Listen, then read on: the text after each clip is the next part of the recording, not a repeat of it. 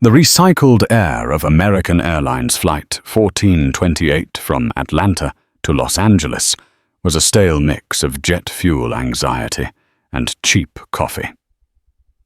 In seat 12B, a woman in a tailored suit, her face a mask of pinched impatience, clutched her expensive leather briefcase.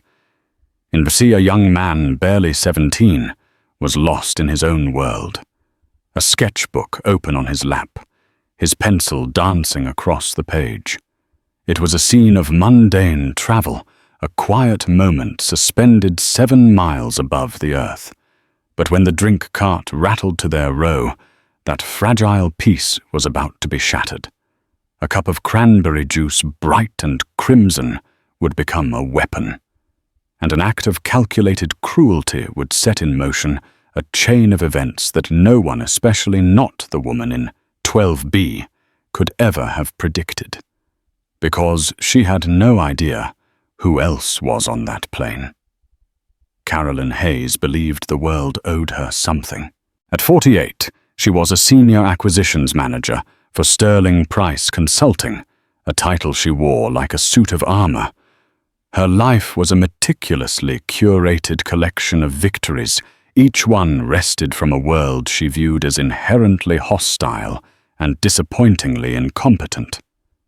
Today that hostility was embodied by the simple act of air travel. Her flight out of Hartsfield-Jackson was delayed by 40 minutes due to unforeseen ground crew issues, a phrase that to Carolyn translated as, "Someone isn't doing their job properly." The delay meant she would have less time to prepare for her pivotal 4 p.m. meeting in Los Angeles, a multi-million-dollar merger that was supposed to be the crowning achievement of her quarter. Her stomach churned with a toxic cocktail of ambition and anxiety.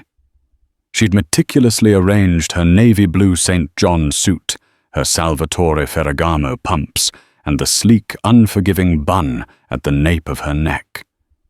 Everything had to be perfect. Control was paramount. When she finally boarded, she found her seat 12B, an aisle seat in the premium economy section she'd paid extra for. She stowed her carry-on with a sharp, efficient snap and settled in her jaw already tight. She glanced at the man in the window seat, a balding businessman already typing furiously on his laptop, and gave a curt, dismissive nod. The middle seat, 12C, was still empty, a small blessing. Perhaps she'd have the extra space. That hope evaporated when Jamal Washington arrived. He was 17, tall and lanky, with a gentle energy that seemed at odds with the frantic pace of boarding. He wore a simple grey hoodie, clean but well-loved over a pair of dark jeans and classic Converse sneakers. In one hand he carried a worn, leather-bound sketchbook and a small case of pencils. He checked his boarding pass, looked at the seat number, and then met Carolyn's gaze with a polite, hesitant smile. "Excuse me, ma'am," he said, his voice soft. "I think that's my seat." Carolyn didn't move. She sized him up in a fraction of a second, her mind, a finely tuned engine of prejudice, cataloging every detail. The hoodie, the headphones draped around his neck, the casual way he held himself. Her internal narrative was already written, entitled, disrespectful. She let out an exaggerated sigh, a puff of air laced with theatrical inconvenience. "Are you sure?" she asked, her tone dripping with condescension. "Double-check your ticket." Jamal's smile faltered slightly, but he held up his pass. "Yes, ma'am. 12C." With the grace of a queen, forced to acknowledge a peasant, Carolyn unbuckled her seatbelt and stood, turning her body just enough to make his passage a tight squeeze. She made no effort to step into the aisle, forcing him to shimmy past her, his backpack brushing against her suit jacket. She flinched as if he'd sullied the fabric. Jamal murmured an apology and slid into his seat. He immediately felt the chill emanating from the woman beside him. He tried to ignore it. He was on his way to visit his grandparents in Santa Monica for 2 weeks, a much-anticipated break after finishing his junior year exams. His grandfather, a retired architect, had been his first art teacher, and Jamal couldn't wait to show him his latest work. He opened his sketchbook. For him, drawing was breathing. It was how he processed the world, how he found the quiet in the noise. He began to sketch the curve of the airplane wing outside the window, the way the light caught the metal, losing himself in the familiar comfort of graphite on paper. Carolyn watched him from the corner of her eye. The constant soft scratching of his pencil on the page was like an insect buzzing in her ear. She deliberately angled her elbow, claiming the entire armrest, pushing her sharp joint into his space. Jamal, feeling the pressure, subtly shifted, trying to give her room without making it an issue. He was used to making himself smaller for the comfort of others. It was a lesson learned early. She opened her briefcase with a loud click, pulling out a sheaf of papers filled with charts and figures. She began to read her pen, making sharp, aggressive check marks. Every few minutes, she would let out another sigh, a sound calibrated for maximum passive aggression, aimed squarely at the boy beside her. He was taking up too much air. His very presence was an intrusion, an unwelcome variable in her carefully controlled equation of a day. The plane finally taxied to the runway, and the captain's voice crackled over the intercom. As the engines spooled to a deafening roar, Carolyn Hayes closed her eyes. Not in relaxation, but in a silent, seething prayer for the flight to be over. She had a deal to close. She would not let any annoyance, no matter how insignificant, stand in her way. An hour into the flight, the drink cart began its slow, rattling journey down the aisle. Flight attendant Sarah Chen, a consummate professional with a warm smile that had been tested by a decade of turbulence, both atmospheric and human, handled the service with practiced efficiency. "Anything to drink for you folks today?" she asked, her voice a calm oasis in the humming cabin. The businessman in 12A grunted a request for black coffee. Carolyn, without looking up from her documents, snapped cranberry juice with ice. Her tone brooked no pleasantries. Sarah smiled unfazed. "Of course," she turned to Jamal. "And for you, young man, just a ginger ale, please." "Thank you," Jamal replied, finally looking up from his sketchbook. He offered her a genuine, appreciative smile that Sarah returned. The contrast between him and the woman in the aisle seat was stark. Sarah prepared the drinks. A steaming cup of coffee, a plastic cup brimming with ice, and ruby-red cranberry juice, and a can of ginger ale with a cup of ice. She handed the coffee across Carolyn to the window seat, then placed the cranberry juice squarely on Carolyn's tray table. "There you are," she said. Carolyn barely acknowledged her, her eyes still glued to a spreadsheet detailing projected revenue streams. She picked up the cup, her fingers, with their perfectly manicured nails, tapping impatiently against the plastic. Jamal had set his sketchbook aside to receive his own drink. His tray table was down a clean, empty space. As Sarah passed him his ginger ale, the plane hit a minor pocket of turbulence, a gentle, almost imperceptible dip and rise. It was nothing, a common occurrence that most frequent flyers wouldn't even register. But for Carolyn Hayes, it was an opportunity. In a movement that was both fluid and shockingly deliberate, she didn't just jolt. She didn't just lose her balance. Her hand holding the full cup of cranberry juice moved forward, and then sharply, unnaturally outward. It was less of a spill, and more of a flick, a contemptuous casting off. The entire contents of the cup, the sticky crimson liquid, and the clattering ice cubes arced directly onto Jamal. It saturated the front of his grey hoodie, splashed across the open page of his sketchbook, and soaked into the thigh of his jeans. The shock of the cold liquid made him gasp a sharp intake of breath. For a moment, he just sat there, stunned, looking down at the ruin of his drawing and the dark, spreading stain on his clothes. The vibrant red looked disturbingly like blood against the pale grey fabric. "Oh my goodness!" Carolyn exclaimed, her voice a theatrical parody of concern. "I'm so terribly sorry. That turbulence, it just knocked it right out of my hand." Her words were perfect, the kind of apology that deflected all blame. But her eyes, when they met Jamal's for a fleeting second, held a flicker of something else, a cold, triumphant glint, a smirk she couldn't quite contain. Jamal, dripping and shocked, looked from his ruined sketchbook to her face. He saw it. He knew. It was a subtle thing, the slight upward curl of her lip, the lack of genuine surprise in her eyes. This was no accident. Sarah, the flight attendant, had seen it too. She was trained to observe. She'd seen hundreds of accidental spills over the years. They were clumsy, chaotic, accompanied by a genuine flinch of surprise. This was different.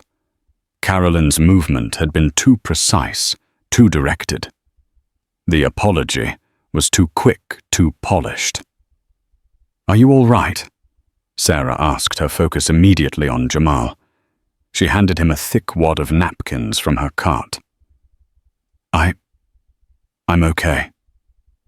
Jamal stammered, his voice quiet. He blotted uselessly at his hoodie. His primary concern was his sketchbook. He carefully lifted the soaked page, but the drawing, a detailed study of an elderly man's face he'd seen at the gate, was a blurry, pink-stained mess. A pang of loss, sharp and deep, shot through him. That was a good one. He'd really captured the man's eyes. "Here, let me help," Sarah said, her professional calm firmly in place, but her eyes narrowed slightly as she glanced at Carolyn. "Ma'am, perhaps you should be more careful." Carolyn bristled, seizing the role of the victim. "It was the turbulence. I can hardly be blamed for the shoddy piloting of this aircraft. This young man was probably leaning into my space anyway. It wouldn't have happened if he'd kept to himself." The accusation hung in the air, audacious and absurd. Jamal, who had been trying to make himself smaller since the moment he sat down, stared at her in disbelief. He hadn't just been assaulted with a drink. He was now being blamed for it. "That's not what happened," Jamal said, his voice gaining a sliver of strength. You threw it on me." Carolyn gasped, clutching her chest as if she'd been mortally wounded. "How dare you? I am a first-class passenger." A lie, she was in premium economy. "And I will not be accused of such a thing by a child. You bumped my arm, and now you're trying to lie about it." The scene was escalating. Heads were turning. The businessman in 12A peered over his laptop, his brow furrowed. Across the aisle, a young woman with pink-streaked hair, who had been scrolling on her phone, now held it up, its camera lens pointing discreetly toward the unfolding drama. Sarah stepped in, her voice firm. "Ma'am, let's all just take a breath. We need to get you cleaned up," she said to Jamal, her tone softening. "We have some club soda and wipes in the galley. It might help with the stain." "I want his name," Carolyn demanded, pointing a finger at Jamal. "I am going to file a formal complaint with this airline about his aggressive behavior, and about your accusatory tone," she added, turning her glare on Sarah. "This is completely unacceptable." Jamal felt a hot flush of anger and humiliation rise in his cheeks. He was the one sitting in a puddle of cold, sticky juice. His drawing was ruined. And now he was the aggressor. He looked around, feeling the eyes of the other passengers on him. He saw suspicion in some, sympathy in others. He felt completely, utterly alone. He didn't know it yet, but he was far from it. 3 rows back in seat 15C, a man who had been quietly reading a paperback novel had noticed everything. And he was not just another passenger. Agent David Miller of the Federal Air Marshal Service looked like the kind of man who was designed to be overlooked. In his late 40s, with thinning brown hair, unremarkable features, and a plain grey polo shirt, he could have been an accountant on his way to a conference, or a dad flying to a family reunion. His current cover was that of a mid-level software salesman named Robert Peterson. His paperback, a dog-eared Tom Clancy thriller, was a prop. For the last 10 minutes, his attention hadn't been on the page, but on the escalating tension in row 12. He had clocked Carolyn Hayes during boarding. Her barely concealed arrogance, the way she treated the gate agent, the audible sigh when Jamal Washington approached the row, it all registered on his internal threat assessment meter. She wasn't a physical threat, but she was a Class 2 disruptor, a passenger with a high probability of causing a disturbance due to entitlement and aggression. He'd made a mental note to keep an ear open. He'd seen the spill. Like the flight attendant, he knew it was no accident. He saw the malicious flick of the wrist. He saw the crocodile tears and the theatrical gasp. Now he was listening to Carolyn's lies compound, each one more venomous than the last. "He probably has alcohol in his bag." Carolyn's voice grew louder, shriller, attracting more attention. "He smells of it. You should have him searched." This was a dangerous escalation. A false accusation of that nature on a federal aircraft was a serious offense. Jamal, who had never had a drink in his life, was speechless. He just shook his head, his eyes wide with a mixture of fear and disbelief. Sarah, the flight attendant, recognized she was losing control of the situation. "Ma'am, I'm going to have to ask you to lower your voice. You are disturbing the other passengers." "I am the one being disturbed," Carolyn shrieked. This thug assaulted me, and you are defending him. Is it because he's—" She trailed off, letting the insinuation hang in the air, thick and poisonous. She was implying that Sarah was siding with Jamal because they were both minorities, a disgusting and calculated barb.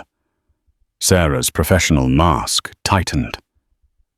"Ma'am," she said, her voice now dangerously calm, "we can discuss this with the captain upon landing. For now, please return to your seat and remain calm." "I will not be calm. I want something done now. I demand to be moved to a different seat away from this menace, and I demand that he be reprimanded." Agent Miller knew it was time. The situation had crossed a critical threshold. It was no longer a customer service issue. It had become targeted harassment, false accusations, and the creation of a volatile and potentially unsafe environment in a pressurized cabin 7 miles in the sky. His primary job was to protect the flight deck and ensure the safety of the aircraft.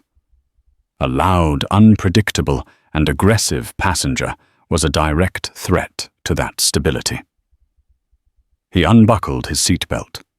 Meanwhile, Jamal was trying to find his voice. His mother, Dr. Eleanor Washington, a professor of sociology at Emory University, had raised him to be proud, articulate, and calm in the face of prejudice. "Their ignorance is a cage they build for themselves, Jamal," she'd often told him. "Never let them lock you in it with them."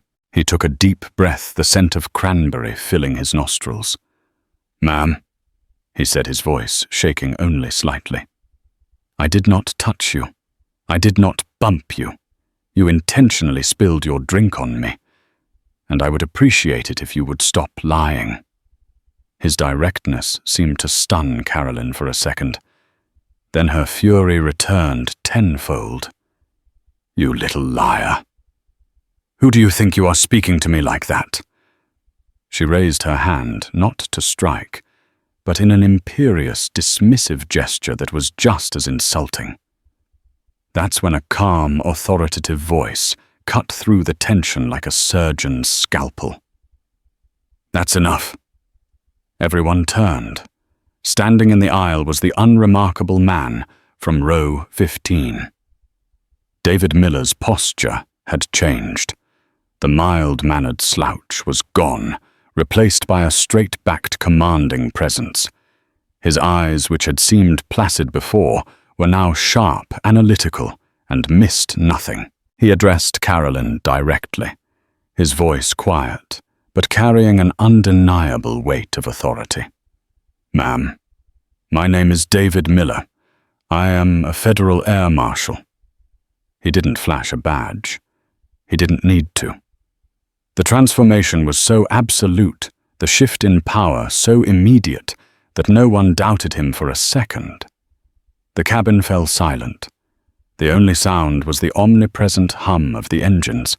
Carolyn Hayes froze her mouth slightly agape. The color drained from her face. Federal Air Marshal. The words echoed in the sudden, deafening silence. This wasn't a flight attendant she could bully or a teenager she could intimidate. This was a federal officer. Jamal stared, his own anger and humiliation momentarily forgotten, replaced by sheer shock. Agent Miller's eyes swept over the scene. He looked at the crimson stain on Jamal the ruined sketchbook, Carolyn's snarling face, and the flight attendant's strained expression. His gaze briefly met that of the young woman with the phone, who quickly lowered it, her eyes wide. "Ms. Chen," he said, his voice calm and respectful, addressing the flight attendant by her last name, which he'd read on her name tag. "Please secure the galley. I'll handle this." Sarah nodded, a wave of relief washing over her. "Yes, sir." Miller then turned his full attention back to Carolyn. The quiet, unassuming software salesman was gone. In his place was a man who radiated an aura of absolute control. "Ma'am," he said, his voice low and even devoid of any emotion. "You are creating a disturbance on a commercial aircraft, and you have made a series of serious, unsubstantiated allegations against another passenger. I need you to return to your seat now." Carolyn, for the first time, in what was likely a very long time, was speechless. Her entire worldview, built on a foundation of privilege and the assumption that her status could bend reality to her will, was crumbling. She looked at Miller, then at Jamal, and then back at Miller. The gears in her mind were grinding, trying to find a way to spin this to regain the upper hand. But there was no upper hand to be had. The game had changed, and she had already lost. She slowly, mechanically sank back into seat 12B.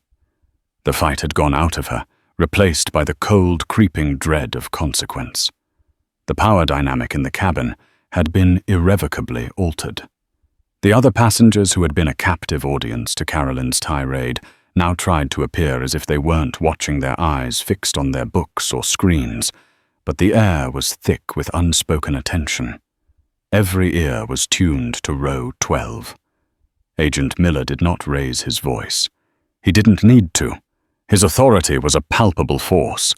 He squatted in the aisle, bringing himself to eye level with both Carolyn and Jamal, a practiced de-escalation technique. He addressed Jamal first. "Son, are you all right?" he asked, his tone professional yet not unkind. Jamal nodded, still a bit dazed. "Yes, sir. I'm just wet." "I understand. We're going to get this sorted out. Can you tell me in your own words exactly what happened?" Jamal took a steadying breath, grateful to be speaking to someone who seemed rational.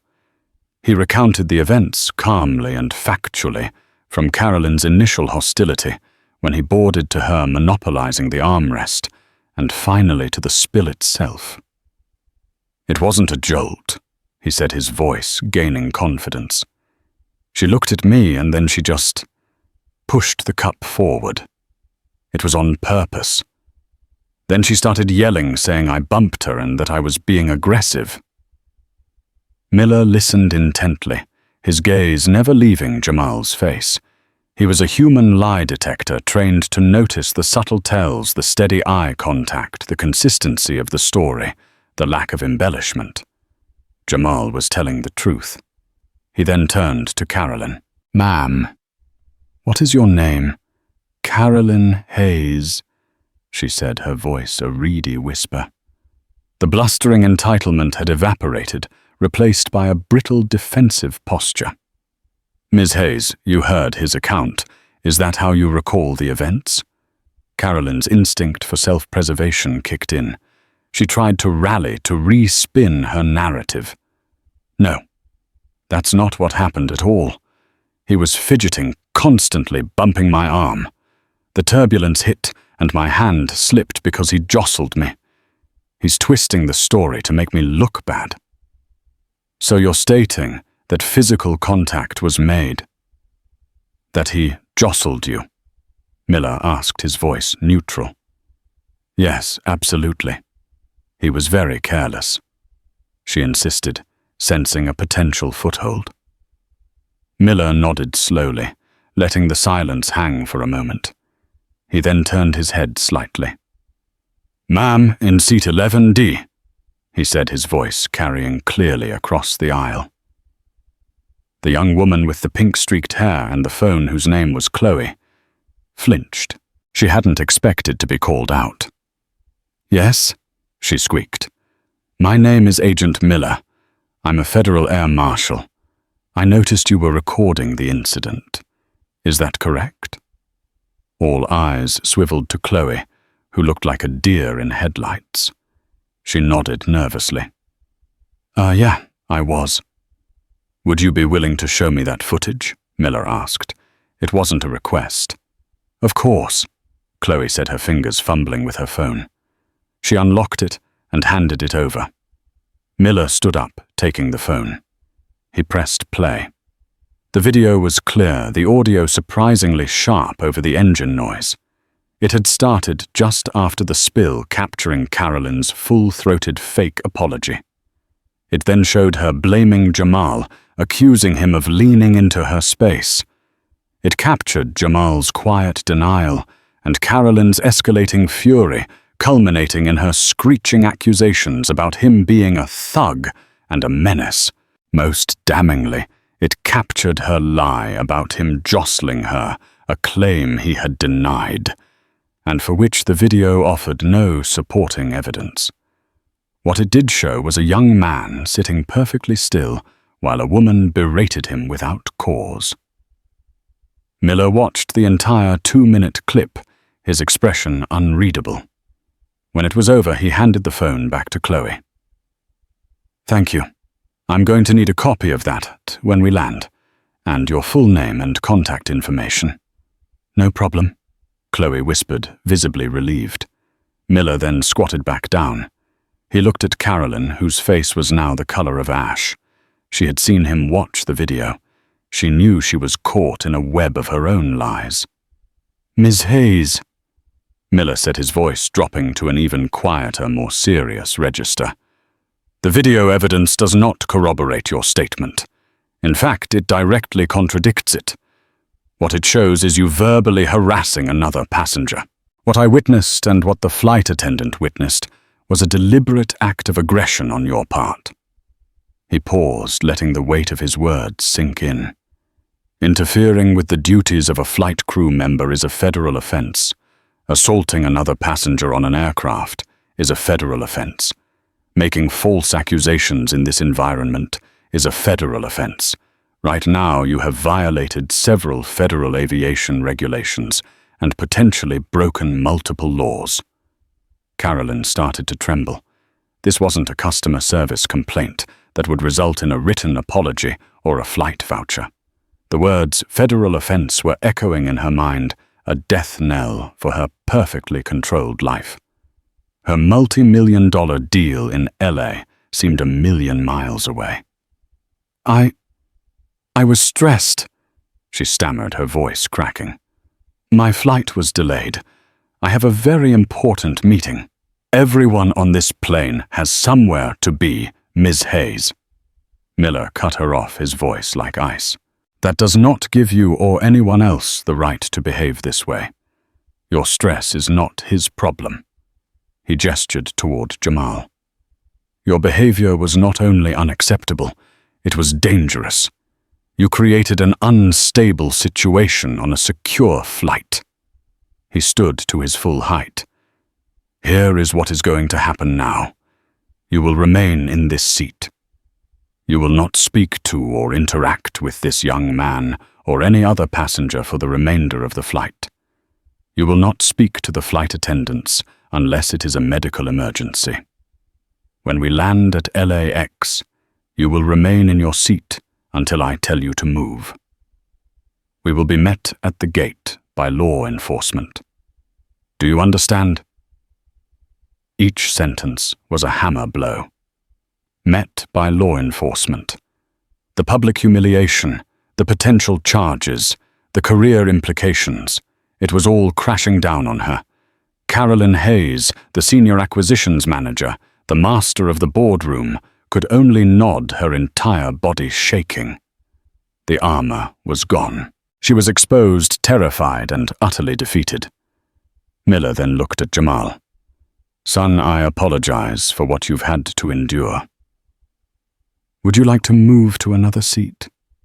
Jamal looked at Carolyn, who was now staring blankly at the seat back in front of her, a picture of shattered hubris. He then looked at his ruined drawing, a smudge of pink and grey. Yes, please, he said quietly. Agent Miller coordinated with Sarah, and Jamal was moved to an empty seat in another row far away from Carolyn. As he gathered his belongings, his soaked sketchbook and backpack, several passengers gave him quiet nods of support. The businessman in 12A gave him a thumbs up. Chloe, the woman with the phone, mouthed the words, I'm so sorry. For the next 3 hours, the flight continued in a thick, tense silence. Carolyn Hayes did not move. She sat ramrod straight, a prisoner in seat 12B, flying toward a reckoning she had meticulously and foolishly constructed for herself. The descent into Los Angeles was smooth, the sprawling city lights a glittering carpet below. For most passengers, it was a beautiful sight, signaling the end of their journey. For Carolyn Hayes, it was the approach of a nightmare. Every announcement from the cockpit, we've begun our final descent. Flight attendants, please prepare the cabin for arrival, was a tick of a clock counting down to her humiliation. Jamal, now seated comfortably several rows ahead, had been given a bottle of water and a heartfelt apology from the lead flight attendant. He'd spent the rest of the flight trying to sketch on a dry page in his book, but his mind kept replaying the incident.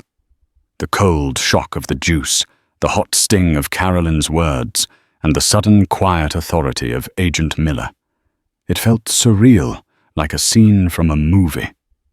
He felt a deep sense of gratitude for the Air Marshal's intervention, a profound relief that he hadn't been left alone to defend himself against her venom.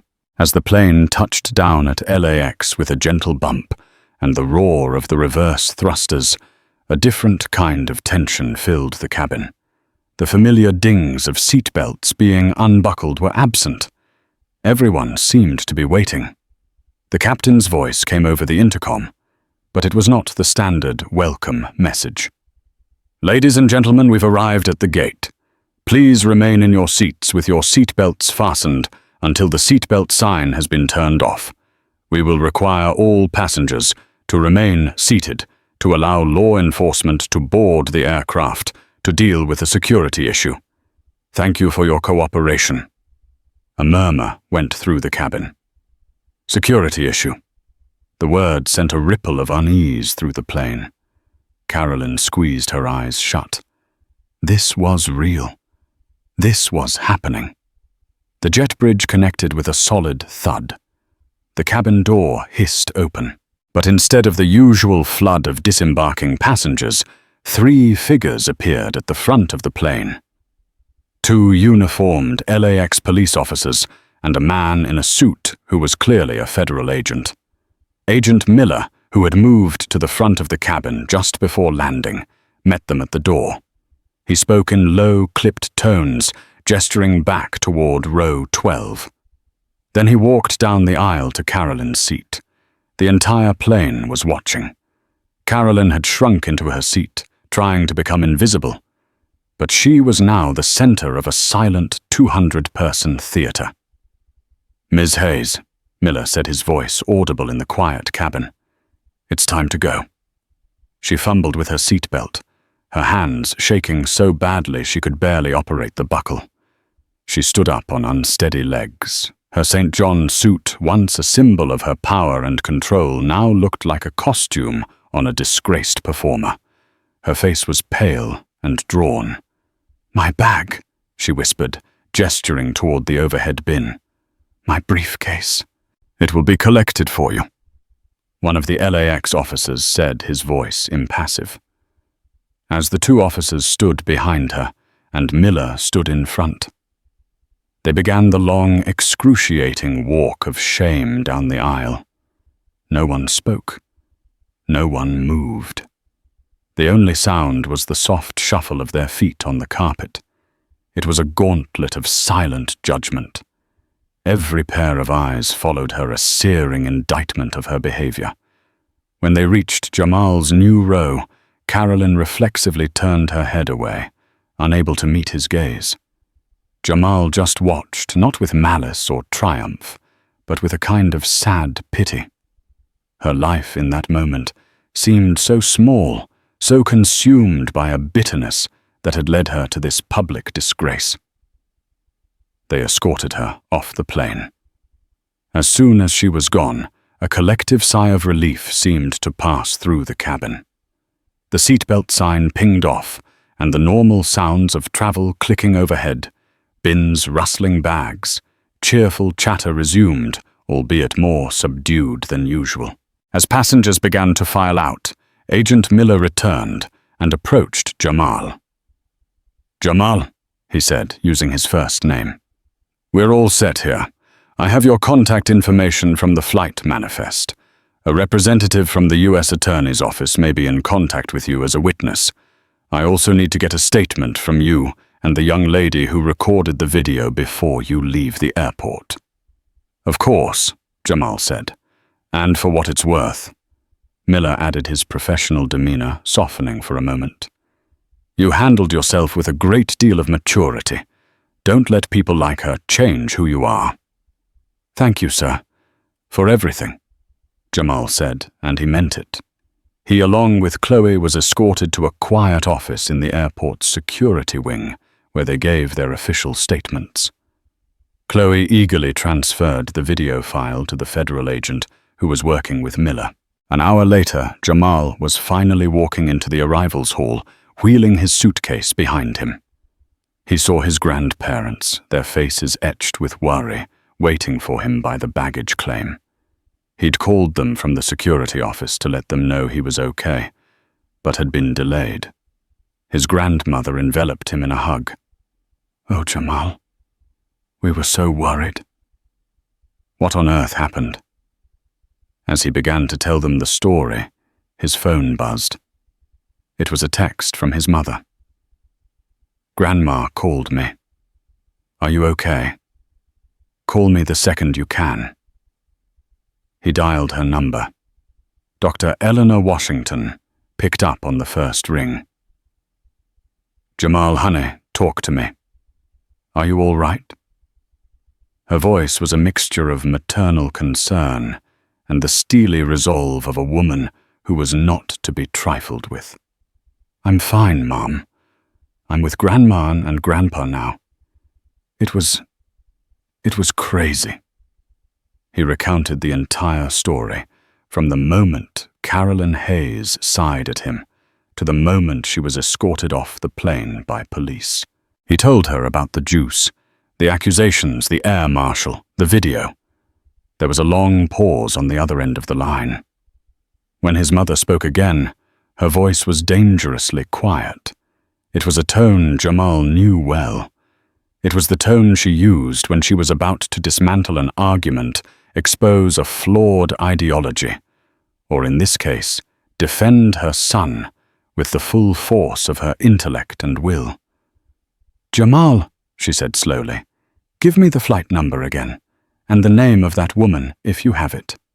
"Carolyn Hayes," Jamal said. "Agent Miller said her name was Carolyn Hayes." "Carolyn Hayes."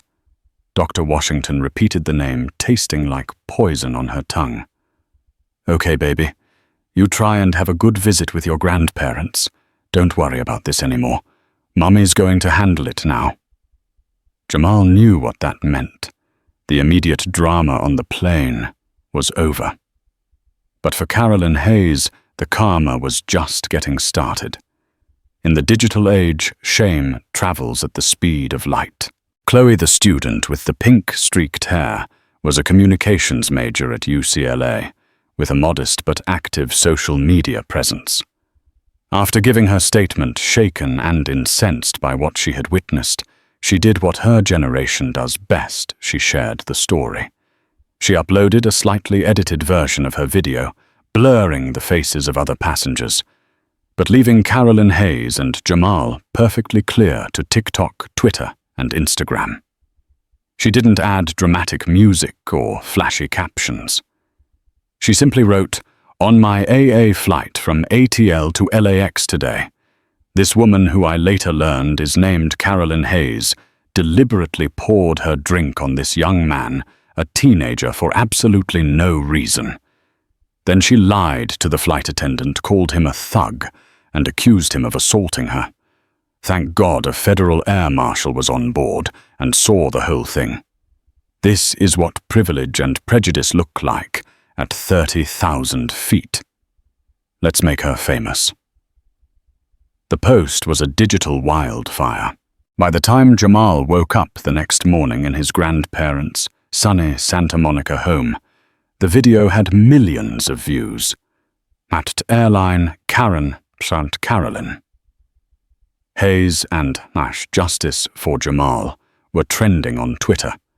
News outlets hungry for content had ripped the video and were running stories on their websites. The court of public opinion had convened, and the verdict was unanimous and brutal. Carolyn Hayes, after being processed and released, pending federal charges for interference with a flight crew, had turned her phone off. She didn't know the storm had broken. She woke up in her sterile LA hotel room, her head pounding her mind, still reeling from the humiliation of being led through an airport in handcuffs. Her first instinct was to call her boss, Mr. Thompson, the CEO of Sterling Price Consulting, to try and salvage her meeting. But Mr. Thompson had already seen the video. He'd been woken up at 6 a.m. by a call from his head of public relations. An emergency board meeting had been convened via Zoom at 7 a.m. The decision was swift and merciless. At 9:05 a.m., just as Carolyn was dialing his number, a press release hit the wire for immediate release. Sterling Price Consulting terminates senior employee following in-flight incident, Los Angeles. CA. Sterling Price Consulting has terminated the employment of Senior Acquisitions Manager Carolyn Hayes, effective immediately. This decision follows the circulation of a deeply disturbing video showing Ms. Hayes engaging in unacceptable and discriminatory behavior on a commercial flight. The actions depicted in the video are in direct opposition to the core values of our company. Sterling Price Consulting is committed to fostering a culture of respect, integrity, and inclusivity. We have zero tolerance for racism or harassment of any kind. We extend our sincerest apologies to the young man who was subjected to this abhorrent treatment. Carolyn saw the news alert pop up on her laptop. Her blood ran cold. She read the press release, her name and disgrace laid bare for the world to see. Fired. Publicly. Her career, the entire edifice of her identity, had been demolished in a single paragraph. Meanwhile, Dr. Eleanor Washington was making her own moves. She wasn't interested in internet fame or mob justice. She was interested in systemic accountability. She spent the morning on the phone with a top civil rights attorney, a former colleague from her university days. They discussed not just the incident itself, but the broader implications. Then she called American Airlines corporate headquarters. She didn't yell. She didn't threaten. She calmly and articulately laid out the facts, identifying herself as Dr. Eleanor Washington and her son as the victim of an assault on their flight 1428. She referenced the viral video as corroborating evidence and informed them that she had retained legal counsel. The airline, already in damage control mode from the PR nightmare, was terrified. The last thing they needed was a high-profile lawsuit spearheaded by an articulate, well-connected academic. Within hours, the Vice President of Customer Relations was on the phone with Dr. Washington, offering a profuse, humbling apology. The consequences for Carolyn were only just beginning. Her company firing was just the start. The U.S. Attorney's Office for the Central District of California formally charged her with one count of interference with flight crew members and attendants, a felony that carried a potential sentence of up to 20 years in prison. Her name was now in federal court records, forever linked to her actions on that flight. But karma often works in beautifully symmetrical ways. While Carolyn's world was imploding, Jamal's was unexpectedly expanding. News articles covering the story mentioned that Jamal was an aspiring artist and that his sketchbook had been ruined. One reporter from the LA Times, doing a follow-up piece, reached out to Dr. Washington, who provided a few images of Jamal's other drawings. The reporter included them in the online version of the article. The sketches were good. More than good. They were extraordinary. They showed a maturity and a depth of perception far beyond his years. And someone important noticed that someone was Julian Croft, the owner of a prestigious art gallery in downtown Los Angeles. He saw the sketches online and was captivated. He saw past the viral story to the raw talent it had inadvertently revealed. He found Dr. Washington's university email address and sent a message. Subject: The remarkable art of your son, Jamal Washington. Dear Dr. Washington, my name is Julian Croft. I am the owner of the Croft Gallery in Los Angeles. I saw the story about the unfortunate incident on the flight, but more importantly, I saw the images of your son's artwork. His talent is undeniable. I was wondering if he might be interested in stopping by my gallery during his visit. I would be honored to see his portfolio in person. I believe he has a very bright future. Sincerely, Julian Croft. When Jamal read the email, he thought it was a prank. But after a quick search of the gallery and its owner, he realized it was real. The man who owned a gallery that represented some of his artistic heroes wanted to see his work. The cruelty of a stranger had stained his sketchbook. The kindness of another stranger was offering him the dream of a lifetime. 3 months later, the world had moved on to the next viral moment, but the lives of those on Flight 1428 were forever changed. Carolyn Hayes's life was in ruins. She pleaded guilty to a lesser misdemeanor charge of simple assault on an aircraft, avoiding prison time, but receiving 2 years of probation, a hefty fine, and 1,000 hours of community service. She was also mandated to attend intensive anger management and racial sensitivity counseling. The felony charge was dropped as part of the plea, but the damage was done. Her name was now toxic in the corporate world. Every Google search brought up the video, the press release from Sterling Price, and dozens of articles detailing her disgrace. The high-powered career she had spent decades building was over.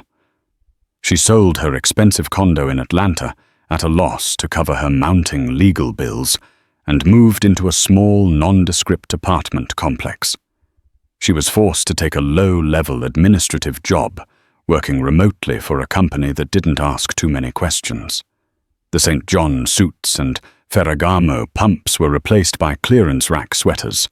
The woman who once commanded boardrooms now spent her days in silent anonymity, a ghost of her former self haunted by the memory of a crimson stain and a quiet authoritative voice saying, "That's enough." Her arrogance had cost her everything.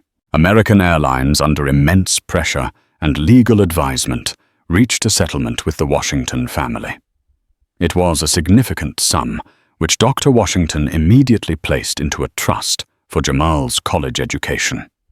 The airline also issued a public apology and implemented a new mandatory de-escalation and racial bias training program for all its flight crews, using the incident as a case study. Flight attendant Sarah Chen was even asked to consult on the development of the new training modules, receiving a commendation and a promotion for her professionalism. For Jamal, the trajectory of his life had been altered in the most astonishing way. His visit to the Croft Gallery was a resounding success. Julian Croft was even more impressed in person, not just by Jamal's art, but by his humility and grace. He offered to mentor him, and with the Washingtons' blessing, took him under his wing. The story had a final, beautiful coda. Julian Croft decided to host a special exhibition titled Ascension, featuring the work of promising young artists from underrepresented backgrounds. The centerpiece of the show was a collection of 20 of Jamal Washington's charcoal and pencil sketches. On opening night, the gallery was packed. Jamal, looking sharp in a new suit his grandparents had bought him, stood nervously by his collection. People were marveling at his work, at the emotion he could convey in a few simple lines. The final piece in his series was a new one completed just a week before the show. It was a large charcoal drawing titled Flight. It didn't depict the anger or the ugliness. Instead, it showed a young man's hands cupped around a pristine, untouched sketchbook. Above him, the curved window of an airplane reflected a calm, endless blue sky. It was a piece about resilience, about protecting one's passion from the ugliness of the world, and about the limitless possibilities that lay ahead. It was the first piece to sell. Agent David Miller, who had been following the story in the news, saw an article about the gallery opening. He took a screenshot of Jamal standing proudly next to his art and smiled. In his line of work, he rarely got to see the positive outcomes. He was the invisible guardian, the one who stepped out of the shadows to restore order and then melted away. But tonight, he saw the fruits of that quiet intervention. He saw that a single, decisive action to stand up for what was right could not only stop an injustice, but could also clear the path for something beautiful to flourish. The scales of karma, he mused, had a way of balancing themselves sometimes with a quiet, satisfying, and poetic justice. The story of Flight 1428 is a powerful, real-life reminder that our actions, especially those committed in what we think is the anonymous space of travel, have profound and lasting consequences. For Carolyn Hayes, a moment of hateful arrogance didn't just ruin someone's day. It detonated her entire life. For Jamal Washington, a moment of grace under pressure and the intervention of a hidden hero didn't just save him from a bully. It opened a door to his destiny. This isn't just about a Karen getting her comeuppance. It's about the silent strength of good people, the observant flight attendant, the passenger who dared to record, and the unassuming Air Marshal who refused to let hatred win. If you believe that justice was served and that kindness will always triumph over prejudice, show your support by hitting that like button. Share this video with someone who needs to hear a story of true karma. And for more incredible stories of when people fought back and won, make sure you subscribe to our channel and ring that notification bell so you never miss a moment of justice being delivered.